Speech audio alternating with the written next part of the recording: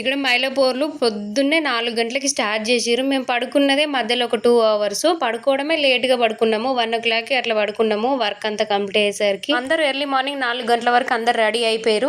3 గంటలకే నన్నైతే లేపేసిర్రు. నిద్ర సరిపోక కళ్ళు మొత్తం రెడ్‌గా అయిపోయి అంత ఉబ్బినట్టు అయిపోయినాయి. ఇక్కడ మా సైడ్ అబ్బాయి వాళ్ళు వాళ్ళ ఇంటి నుంచి మా ఊరికి వచ్చిన తర్వాత ఇక్కడ మాకు మైలపూలు తీయడం స్టార్ట్ చేస్తారు. మైలపూలకు అమ్మాయికి తోడుగా ఎవరైనా వరుసైన వాళ్ళని కూర్చుండబెడతారు. అంటే వదిన, మరదలు అట్లా వరుసైన వాళ్ళని కూర్చుండబెడతారు. ఇక్కడ ముహూర్తం 8 గంటలకు రావడం వల్ల అన్ని పనులన్నీ ఎర్లీ మార్నింగే కంప్లీట్ చేసుకున్నాము. ఎర్లీ మార్నింగ్ ఎంత తొందరగా ఫార్మాలిటీస్ కంప్లీట్ చేసుకున్నామో కానీ పందిట్లోకి వెళ్ళేసరికి అంత లేట్ అయిపోయింది. ఐరన్ లో పూజ అయ్యేసరికి 2 అవర్స్ కన్నా ఎక్కువ టైం పట్టింది. నా పెళ్లి టైంలో వీళ్ళు బాగా చిన్న పిల్లలు తోడు కూర్చోమంటే చాలా ఏడ్చిరు.